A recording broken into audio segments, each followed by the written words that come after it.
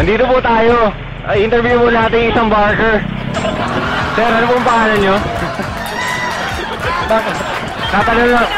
Tatanong na namin kung ano yung, kasi namin masyadong noble yung trabaho nyo, kaya magkano po ba kita nyo? Wala, piso-piso lang to. Piso-piso lang, siyempre. Piso Lahat po ba nagbabayad? Lahat po ba nagbabayad?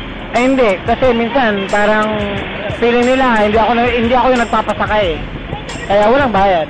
Okay po. Salamat po. Okay, Salamat. okay.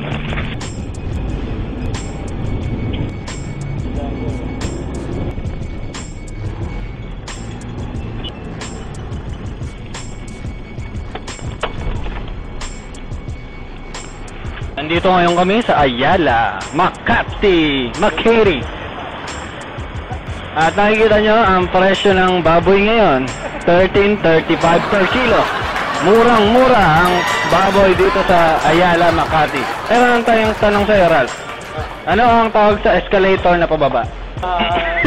The escalator? Tama. Andito tayo ngayon sa ilalim na Puerto Princesa Underground Tunnel. Dito naganap ang mga pananakop ng mga Kastila. Dito naganap.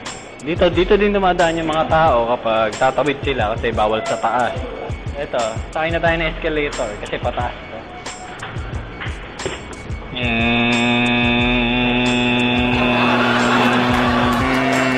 Ang bagal nito ay.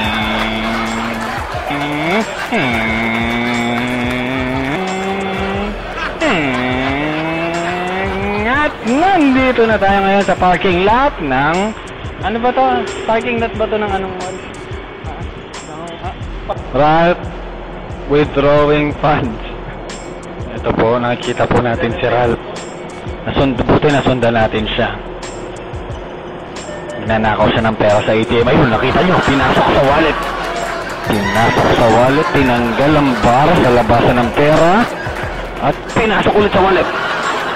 Buti nasundan natin siya dito. Pakita tayo, takbo!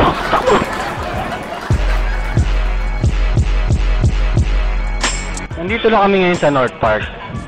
Nag-iisip kami, itong mga lalaki sa SA team, kung paano nangyaring nabuntis si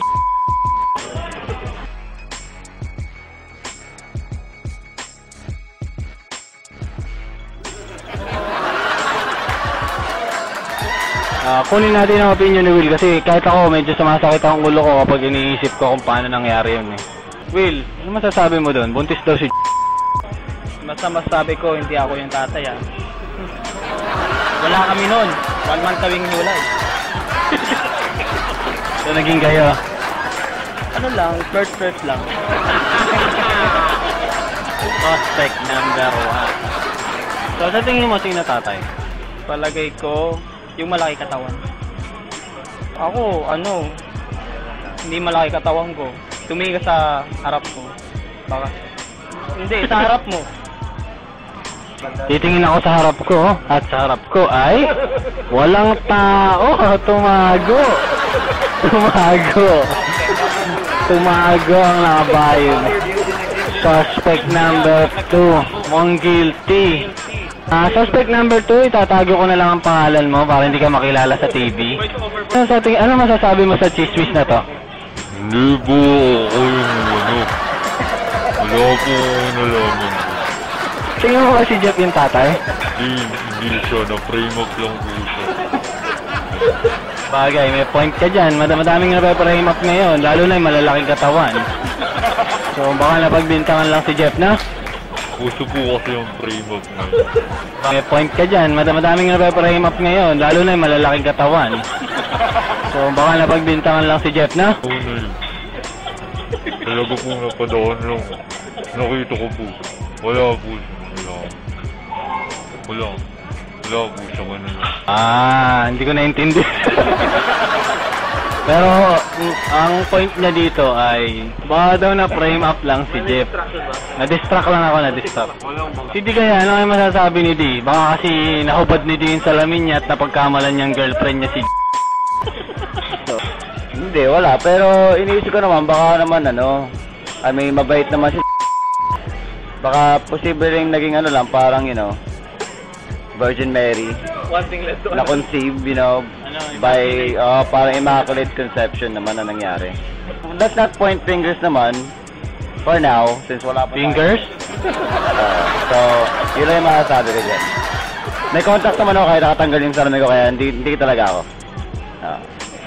May point, mabait naman talaga si at napatunayan na sa pangyayari na pwede talaga yung Immaculate Conception. Eh, hindi pwede kasi nanay ko yun eh. Pwede ba, kung aso kami, pwede. Kasi yung aso, di ba, kahit yung nanay niya, so, medyo mahina ang genes nun kapag niya. Pero, may idea ako eh. May idea ako. Ate, pwede magtanong? Kasi buntis daw yung ano namin, supervisor. Sino ba paano nangyari yun, te? Tatanungin daw natin siya. Ito, tatanungin ko na ha. Josh, pwede kang istorbo. Gusto ko sanang pakinggan lang yung tiyan mo.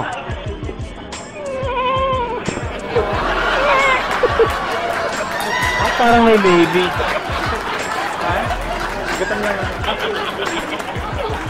Parang may boses ng baby. Eto na naman si Opet. Nag-text. Ano sabi? Hindi na daw siya makakasunod kasi gutom na daw sila ng girlfriend niya. Tapos doon na lang sila kakain.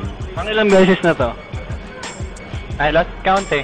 Ano masasabi mo kay Opet kung kunyari may salamin dito? Andito si Opet. Opet, magpakatino ka na. Narinig mo yun, Opet. Narinig mo ang panawagan ng ating supervisor. At sana sa susunod makasama ka na namin dito. Buntis si Ano masasabi mo?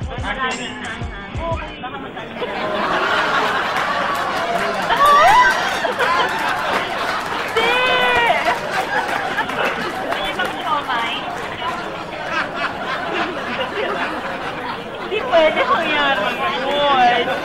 Bakit hindi? Kasi, naunahan niya. Sa tingin mo sinatakay? Hindi ko alam kasi, malamang wala. I can't figure out. May buntis si Ha? Ha? Ha? Okay, balas ka. Buhay niya yan, matanda na siya.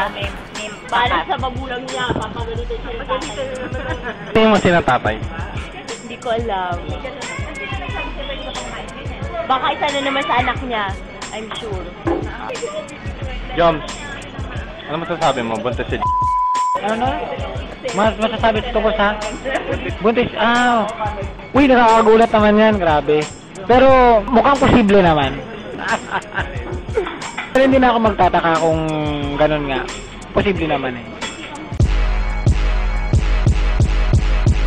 Masarap, dude. Sarap. Orgasmic. Orgasmic. Orgasmic. Masarap, I'm so full. Malasa. Sarap.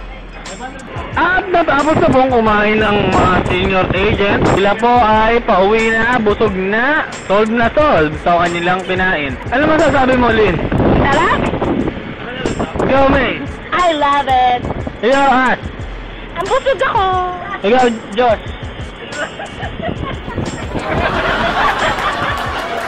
Si Josh ay nagmamadali na umuwi dahil maglalaro pa siya ng Dota. Dota. Ang sinabi ko, Dota.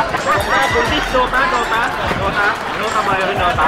Dota. Laro ng laro kasi ng Dota kaya nabubuntes. Nabudot ka daw sa Dota. Nabudot ako. Gawa ng Dota.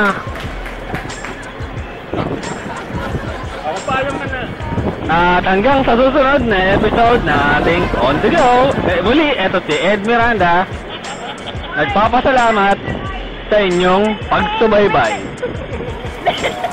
Bye-bye!